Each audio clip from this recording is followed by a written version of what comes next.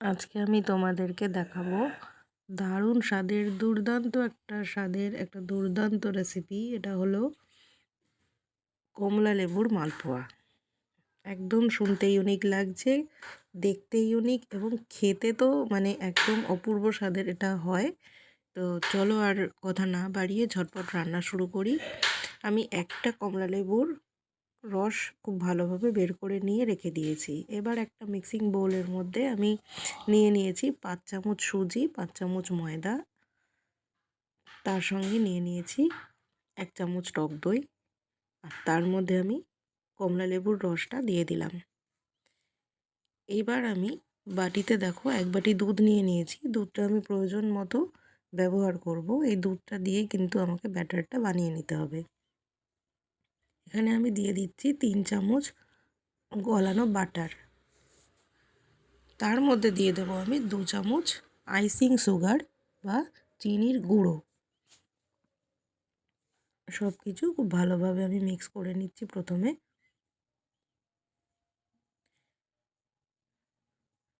এরপর অল্প অল্প দুধ দিয়ে আমি ব্যাটারটাকে খুব সুন্দর করে ফেটিয়ে নেব।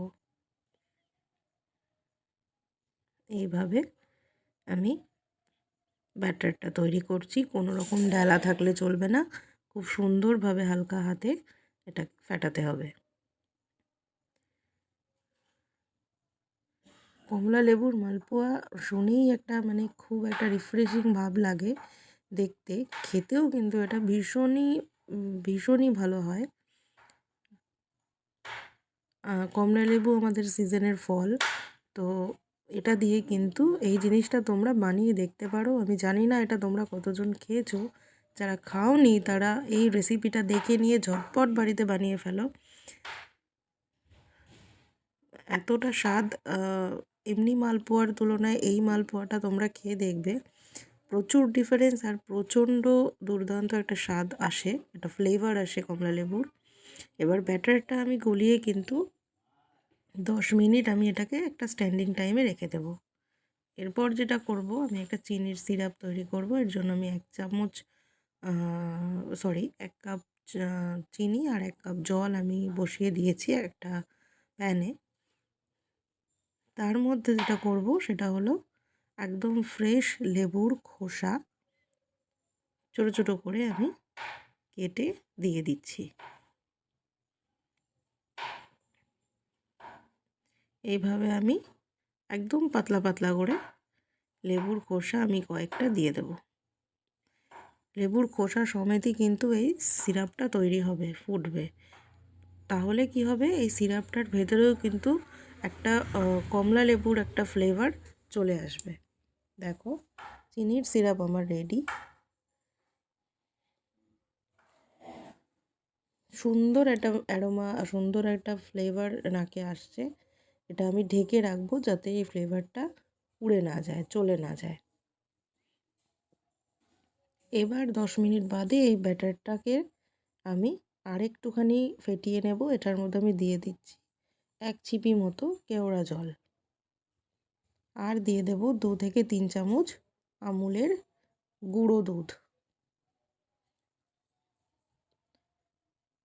2 থেকে 3 মিনিট আমি আবার এটাকে ফেটিয়ে নেব।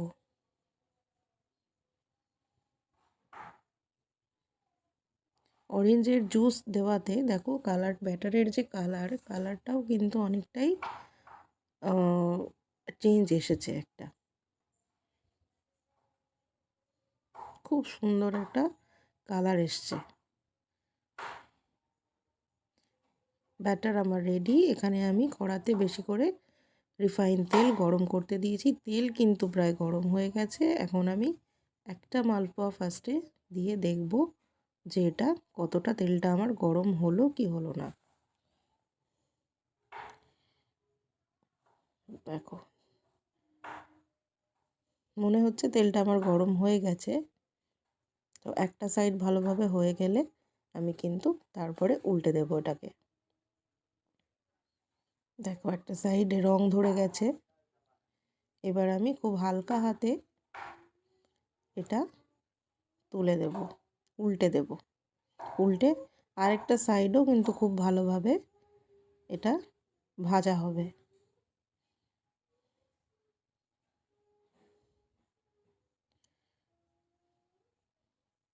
খুব সাবধানে হালকা হাতে করতে হবে। খুব সুন্দরভাবে একটা সাইড লালচে হয়ে গেছে। এইবার আমার দুটো সাইডই পুরোপুরি হয়ে গেছে। এটা আমি তুলে নিয়ে ডাইরেক্ট চিনির সিরাপে দিয়ে দেব। এইভাবে কিন্তু আমি আরও কয়েকটা মালপোয়া বানিয়ে নেব। তোমরাও ঝটপট দেরি না করে বানিয়ে ফেলো বাড়িতে এই রেসিপিটা। এখন কিন্তু কমলালেবু ভীষণ সস্তা যাচ্ছে, আর কমলালেবুর এই সিজনে এই রকম একটা রেসিপি যদি বাড়িতে বানাও তাহলে কিন্তু সবাই খুব ভালোবেসে ব্যাপারটাকে খাবে, ভীষণ ভালো লাগবে। কারণ সিজনের ফলের একটা ফ্লেভার অন্যরকম থাকে। হয়তো অরেঞ্জ সারা বছরই পাওয়া যায়, কিন্তু সিজনে যেটা তুমি পাবে তোমরা, সেটা কিন্তু অন্য সময় সেটা অতটা টাটকা অতটা ফ্রেশ জিনিস পাওয়া যায় না।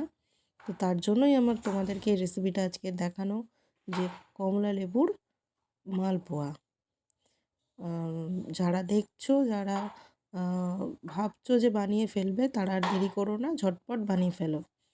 দেখো আমার মালপোয়া কিন্তু রেডি। এইভাবে আমি মালপোয়াগুলোকে একদম চিনির সিরাপে দিয়ে দেব। কি সুন্দর, কি দারুণ একটা কালার এসেছে, অরেঞ্জ টাইপের একটা কালার হয়েছে মালপোয়াগুলোর। দেখতে এতটা সুন্দর লাগছে, তাহলে খেতে কতটা সুন্দর হবে ভাবো।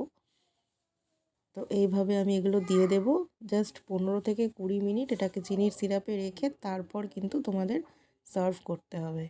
তো তাতে কি হবে, চিনির সিরাপটা এর মধ্যে ভালোভাবে ঢুকবে এবং কমলালেবুর ফ্লেভারটাও কিন্তু এর মধ্যে ভরপুরভাবে থাকবে। তো তাহলে দেখে নাও তোমরা চটপট রেসিপিটা। ভালো লাগলে ভিডিওটাতে একটা লাইক করে দিও, কমেন্ট করে জানিও কমলালেবুর মালপোয়া তোমাদের কেমন লাগলো। একদম ইউনিক রেসিপি। তো যারা সাবস্ক্রাইব এখনও করোনি তারা করে নাও এরকম ভালো ভালো আরও মজাদার রেসিপি পাওয়ার জন্য। তো আজকের মতো টাটা।